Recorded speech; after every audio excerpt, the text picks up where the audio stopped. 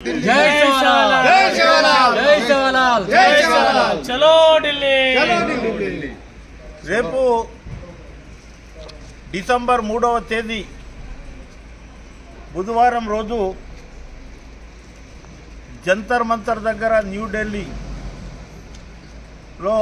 5 డిమాండ్లతో సమస్యలపై ఒక ధర్నా 500 మందితోటి ఇక్కడికించి తెలంగాణ రాష్ట్రంకించి బయలుదేరుతున్నాం. ప్రధానమైన 5 డిమాండ్లలో బంజారా లాంగ్వేజ్ని గోర్బోలీని 8th షెడ్యూల్లో చేర్చాలి. ఒకటి రాజ్యాంగంలోని 8 షెడ్యూల్లో. తర్వాత హాతీరామ్ శ్రీ హాతీరామ్ బావాజీ ఆల్ ఓవర్ ఇండియాలో అంటే మొత్తం భారతదేశంలో ఆస్తులు ఉన్నాయి. ఈయన తిరుపతి వెంకటేశ్వర స్వామితోటి పాచికలాడిండు.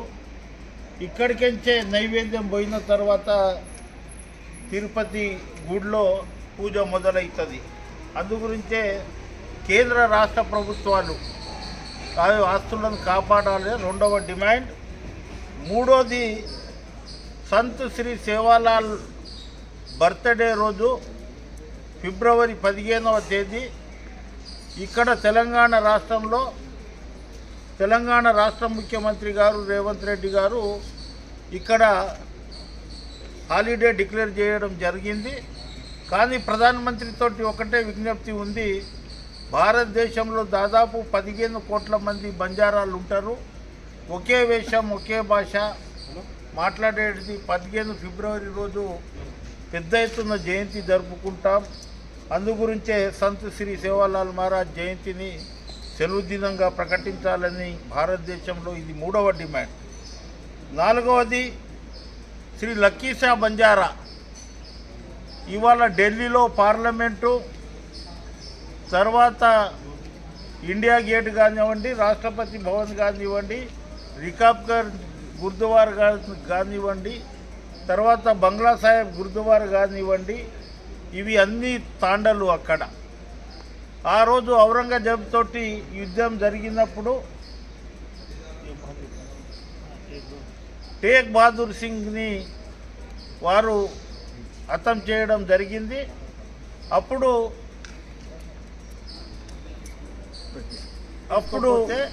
ఆయనకు పట్టిన గతే పడుతుందని ఆదేశాలు ఇవ్వడంతో ఎవరు పైకి ఇది పోలేదు.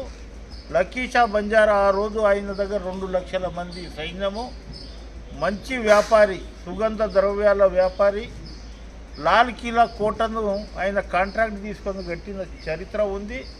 అందుగురించే లక్కీషా బంజారా ఆ రోజు ఆయన సావుని దాన సంస్కారాన్ని ఆ తాండలో తీసుకువచ్చి మొత్తం తాండనే కాలబెట్టిన తర్వాత అక్కడ బంజారాలపై ఔరంగజేబు దాడి చేయడంతో ఆ రాత్రికి రాత్రి మొత్తం 2 లక్షల మంది కూర్చొని మనం ఇక్కడికించి వెళ్ళిపోదామనే టైంలో అవి తాండలు కబ్జాగా మారి అక్కడ అనేక ఇది జరగడం జరిగింది. అందుగురించే మొత్తం భారతదేశంలో లక్కీషా బంజారా పార్లమెంట్లో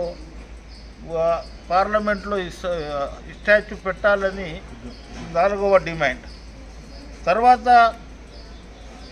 ఇక్కడ ప్రభుత్వం కానీ కర్ణాటక ప్రభుత్వం శ్రీ తపస్శ్రీ రామారావు మహారాజ్ గారికి డాక్టరేట్ ఇచ్చి గుర్తించింది. ఆయన దాదాపు 40 సంవత్సరాలు 50 సంవత్సరాలు అన్నం తినకుండా ఒక పాలలో తాగి బతికిన వ్యక్తి. తర్వాత చెడు అలవాట్లకు దూరం చేసి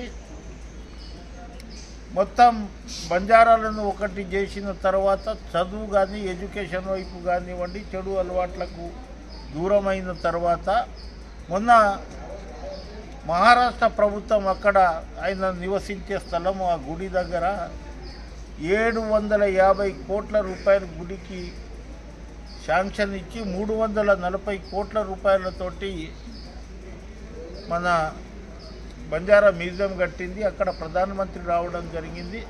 అక్కడ సేవాలాల్ మహారాజ్ గురించి తర్వాత హాతీరామ్ బావ గురించి మాట్లాడడం జరిగింది. అన్ని రాష్ట్ర ప్రభుత్వాలు ఎవరి ఏరియాలో అది ఉంటే వాళ్ళందరూ ఇది చేయాలి. తర్వాత ఎక్కడైతే ఎస్సీ ఎస్టీలు ఉన్నారో అక్కడ వాళ్ళను అదే స్థాయిలో ఉంచి డీనోటిఫైడ్ తర్వాత ఓబీసీ కింద తర్వాత రకరకాలుగా ఉన్న వారిని ఎస్టీలో తీసుకురావాలనేది ఈ 5 డిమాండ్లతోటి 3వ తేదీ జంతర్ మంతర్ దగ్గర 10 గంటలకు ధర్నా కార్యక్రమం ఉంటుంది. 30వ తేదీ ఇక్కడికి తెలంగాణ ఎక్స్ప్రెస్లో దాదాపు 500 మంది బయలుదేరుతున్నాం.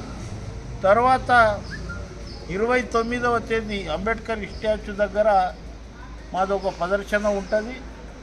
మేము ర్యాలీ గురించి పర్మిషన్ అడిగినాం, ఇస్తే సరే లేకుంటే ఎక్కడనే కూర్చొని మేము మా యొక్క మీటింగ్ని చేసుకుంటాం. తర్వాత 1వ తేదీ డిసెంబర్ 1వ తేదీ దోమ అనేది చాలా పెద్ద ఎత్తున ఇది జరుగుతుంది. 1,00,000 మంది